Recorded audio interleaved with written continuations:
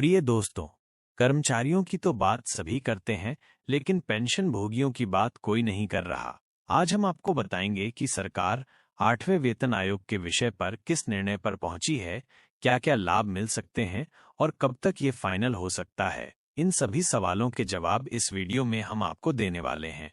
अंत तक बने रहिए।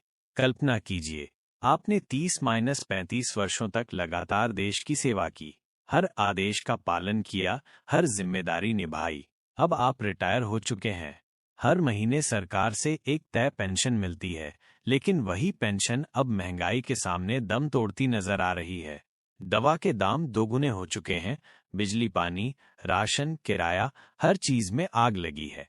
ऐसे में अगर सरकार कहती है कि 8वां वेतन आयोग आने वाला है, तो क्या आप राहत की सांस नहीं लेंगे? स्वागत है दोस्तों आपका अपने चैनल द रियल रिपोर्ट में। इस चैनल पर दी जाने वाली सभी जानकारी पूर्णतः सटीक और कारगर होती है। आज हम जानेंगे कि 8वें वेतन आयोग के तहत पेंशनरों को क्या फायदा मिल सकता है, सरकार ने अब तक क्या निर्णय लिए हैं और आगे क्या बदलाव संभावित हैं। 1. 8वां वेतन आयोग, पेंशनरों की आशा की नई किरण। भारत सरकार अब तक 7 वेतन आयोग लागू कर चुकी है। हर आयोग न केवल कार्यरत कर्मचारियों के वेतन को बढ़ाने के लिए बना, बल्कि पेंशन भोगियों के भविष्य को सुरक्षित रखने के उद्देश्य से भी।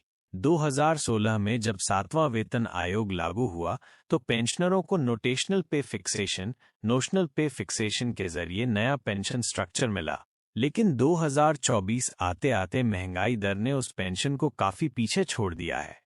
अब सभी पेंशन भोगियों की निगाहें हैं 8वें वेतन आयोग पर, जो संभवतः 2026 में लागू हो सकता है। 2. भारत में पेंशन भोगियों की स्थिति। वर्तमान में भारत में 53 लाख से ज्यादा केंद्रीय पेंशन भोगी हैं।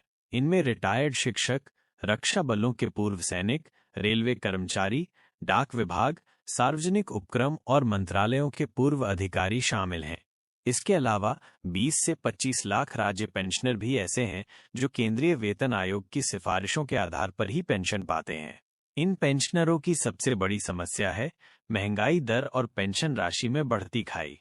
उदाहरण के लिए, एक रिटायर्ड ग्रुप सी कर्मचारी को 2016 में 12,000 रुपये पेंशन मिलती थी।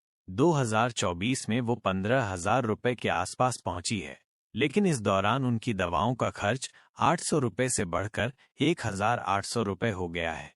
3. सरकार ने अब तक क्या किया है? अब जानते हैं कि सरकार ने इस दिशा में अब तक क्या कदम उठाए हैं। कर्मचारी और पेंशनर संगठनों की ओर से ज्ञापन सौंपे गए हैं। AICGEF, ex serviceman welfare association और पेंशनर्स महासंघ ने प्रधानमंत्री कार्यालय को ज्ञापन दिए हैं। वित्त मंत्रालय की तरफ से यह स्वीकार किया गया है कि मौजूदा वेतन प्रणाली की समीक्षा चल रही है। नीति आयोग की फरवरी 2025 की बैठक में पोस्ट रिटायरमेंट फाइनेंशियल सिक्योरिटी पर चर्चा हुई थी, जहां डायनामिक पे रिवीजन और पेंशन इंडेक्सेशन पर विचार हुआ। डिजिटल लाइफ सर्टिफिकेट और मोबाइल आधारित पेंशन सुविधा को बढ़ावा देने की प्रक्रिया जारी है।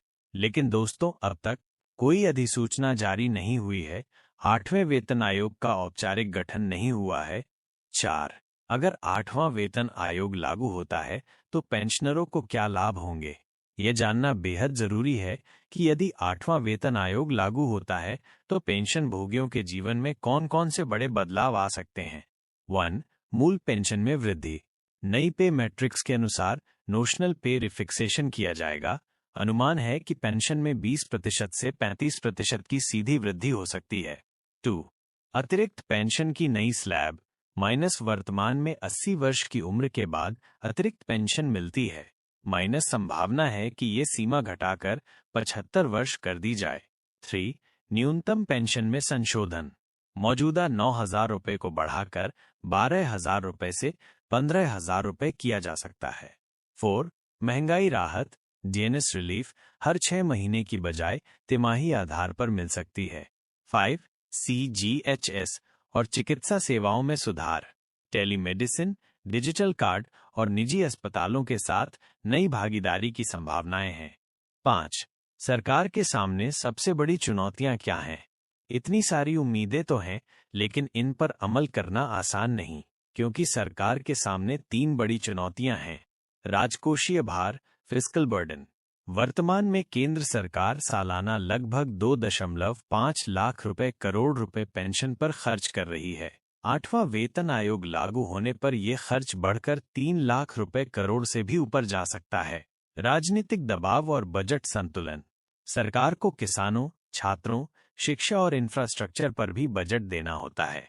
ऐसे में पेंशन बढ़ाना एक संतुलन की मांग करता है। राज्यों की भागीदारी। कई राज्य अपनी आर्थिक स्थिति के कारण केंद्र की सिफारिशें अपनाने में असमर्थ होते हैं। सरकार को राज्यों के लिए वित्तीय सहायता योजनाएं भी बनानी होंगी। अब तक सरकार की तरफ से क्या बोला गया है? वित्त राज्य मंत्री, minister of state for finance का संसद में बयान। कुछ सांसदों ने जब सीधे प्रश्न पूछा कि क्या सरकार 8वां वेतन आयोग लाने जा रही है, तो वित्त राज्य मंत्री ने जवाब दिया, फिलहाल सरकार का 8वां वेतन आयोग गठित करने का कोई प्रस्ताव विचाराधीन नहीं है, लेकिन वेतन संशोधन की प्रणाली में सुधार की संभावनाएं तलाशी जा रही हैं।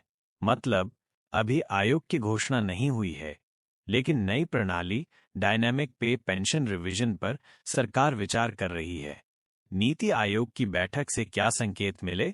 2025 की शुरुआत में नीति आयोग की एक बंद बैठक में पोस्ट रिटायरमेंट फाइनेंशियल सिक्योरिटी और ऑटोमेटिक पे एडजस्टमेंट सिस्टम जैसे विषयों पर चर्चा हुई थी।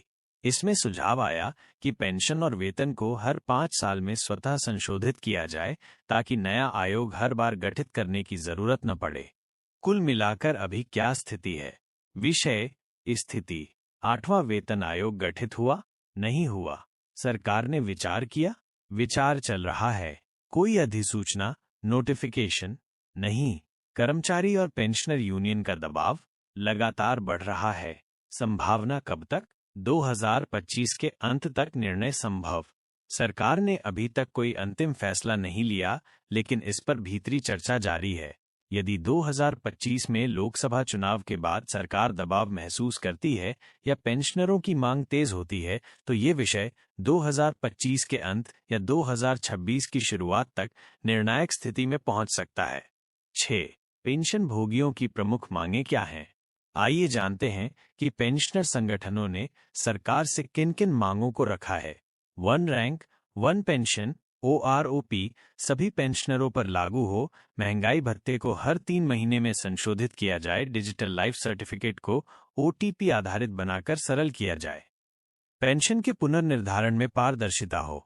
रिटायरमेंट के बाद चिकित्सा और परिवार पेंशन की प्रक्रिया में सुधार हो। क्या पेंशनरों का भविष्य उज्जवल होगा?